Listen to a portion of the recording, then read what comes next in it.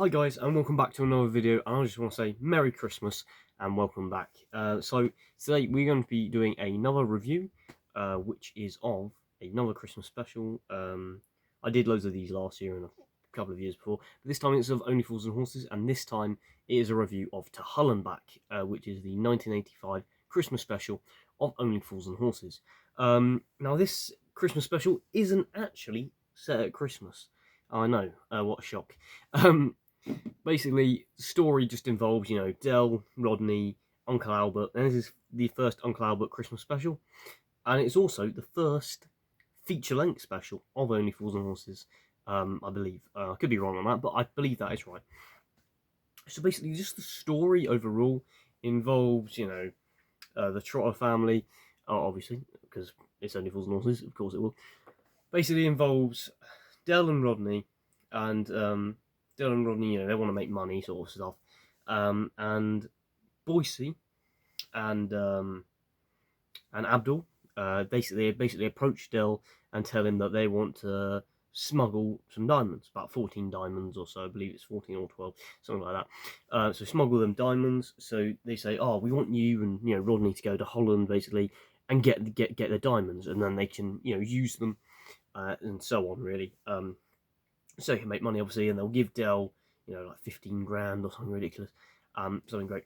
But a character returns who hadn't appeared for 2 years, that being Roy Slater. So Roy Slater rocks up, and basically he says, "Oh, do you know anything about diamonds, sort of, Del?" And they have a meeting, and I think his name's Hoskins or something like that. He turns up. I guess his name Hoskins. I think that's his name. And he rocks up. He was the police officer who appeared in May the Force Be With You, which was an earlier episode of Only Fools and Horses from Series 3.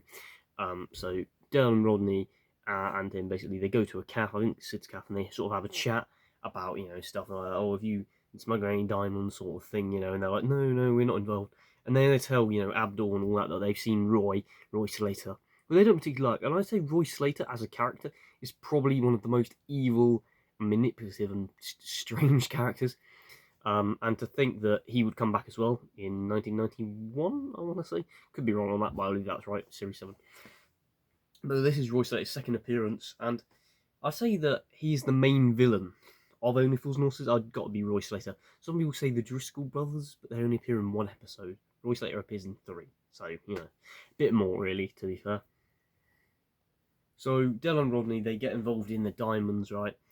But also on a sideline, they say they want to meet Abdul and Boise, obviously, in the back of Denzel's lorry, and obviously Denzel doesn't know that. So it ends up with Del, and Del gets stuck in the back of Denzel's lorry. He ends up going all the way to Hull, which is really far north that Del had never been before, sort of way. So he ends up going all the way down there, and he gets stuck there. So he's stuck in the back of Denzel's lorry, and he's shouting Denzel. And Denzel thinks he's going mad because everywhere he goes, he keeps on singing Del Boy, and he thinks he's being he's going mad, basically. And the woman says, "Oh, you lorry drivers trying to work 25 hours a day, sort of thing, in the cafe in Hull."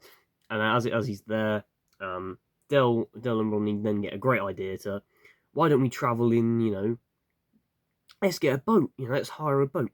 And say, "Oh, we're going to get a proper experienced salesman to come in." And who do they get? They get none of their Uncle Albert. I actually got this for my birthday, it's very nice little gifty talks as well. So they get Uncle Albert, and Uncle Albert then gets involved, and obviously he knows everything about, boats and everything, because, he, sailed on them during the war, And Del, messages,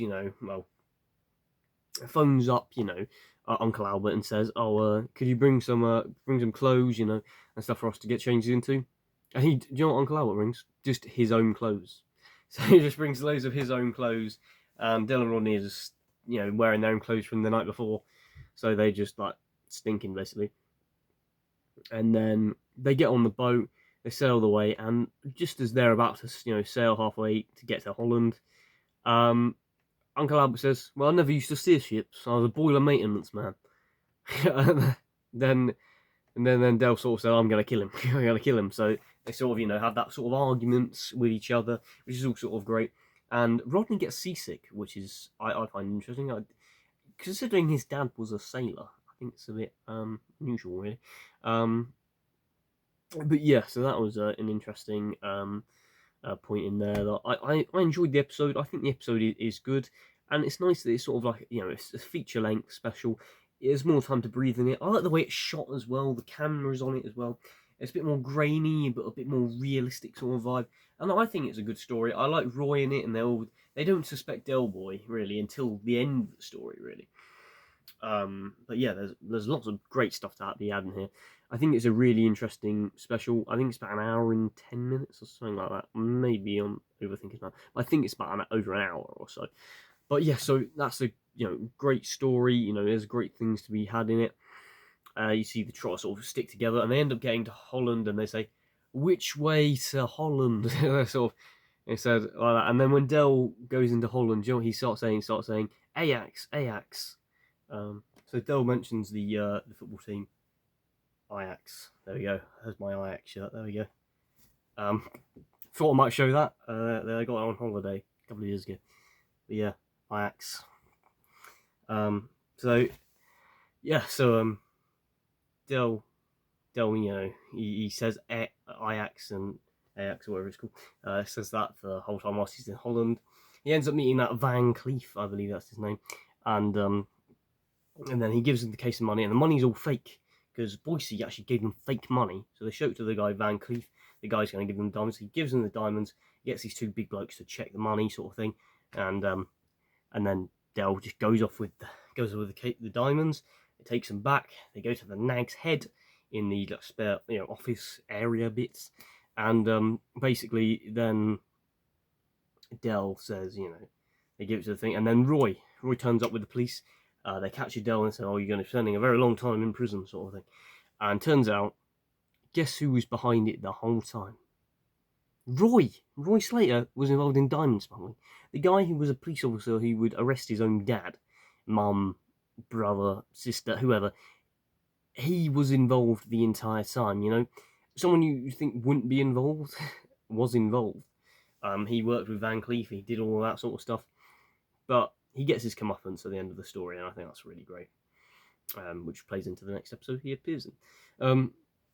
I thought that was really great how he then rocked up, and he had that to do with that sort of thing, and he knew about the diamonds exactly, and Del is very suspicious as to how he knows about the diamonds stuff. But a really great story overall, and I think it's just an incredible story, really, in lots of enjoyment, something for all the family. And also there's something really sad, right? So basically, when they get the money, right, this is a great part of the story. Basically, Rodney takes the 15 grand off the table. Obviously, it was the Boise gave the money to Del and Rodney and Uncle Albert so they could go and get the stuff overall, basically. And it ends up with them taking it. So Rodney takes it. Do you know what Del does? He throws the 15 grand out of the window. Like, what the hell? And then, it sort of ends with, what do you think I am? Some sort of Wally. Yes, you threw 15 grand out the window. If I was Rodney, I would have run downstairs and taken every single piece of that money because it wasn't fake. But Del was convinced that it was completely fake, and it wasn't. So, yeah, that's sort of the main story in a nutshell, really. But moving on to other things, Roy certainly does get his comeuppance at the end of the story. Basically, Hostings, I think that's the name. Hostings, I think that's his name. Can't remember his proper name. That's gonna bug me now. Basically, he basically says, "Oh, you only pay me to do my job," and he sort of then after that, they've known about you for a long time, sort of thing, and then he says, "You set me up." No, you set yourself up. And then basically, Roy gets arrested. That money gets taken away. All them diamonds get taken. But Del and Rodney and Uncle Albert make more money out of this. Besides Del throwing the 15 grand out the window like an idiot. Basically, he makes more money because he ends up getting... basically, on his cufflinks, he's got little gems and stuff. He ends up swapping them for the actual diamonds. So he ends up getting 2 more diamonds.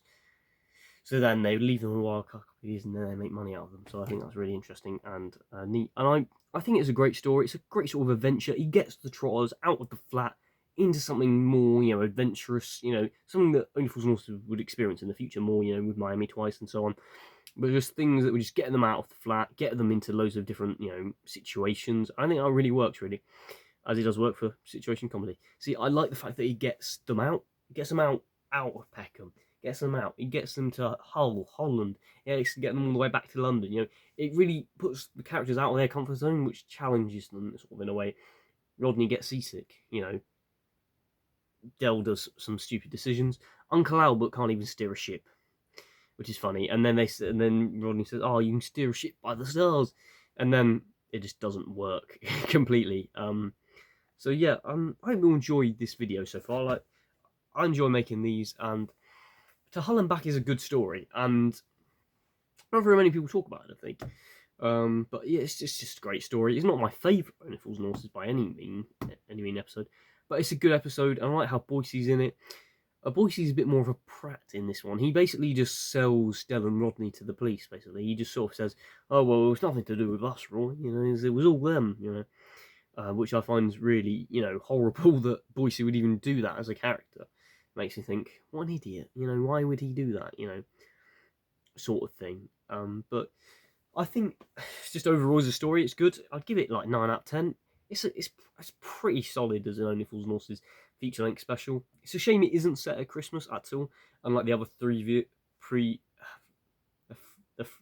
previous 3 Only Fools and Horses Christmas specials were with Grandad. This is the first one with Uncle Albert and the first feature-length special. Because I think Series 4 really took off for Only Fools and Horses, and I think if it wasn't for episodes like this, I don't think Only Fools and Horses would have stayed, as relevant and it had continued for as long. Maybe that's just something to do with this episode particularly. I think this episode was solid and just a generally amazing story, really. But yeah, he also marks 40 years, 40 years since it first broadcast on the television in 1985. So 40 years old. So if you're a baby on Christmas Day in 1985, this is 40 years old. So the same age as this.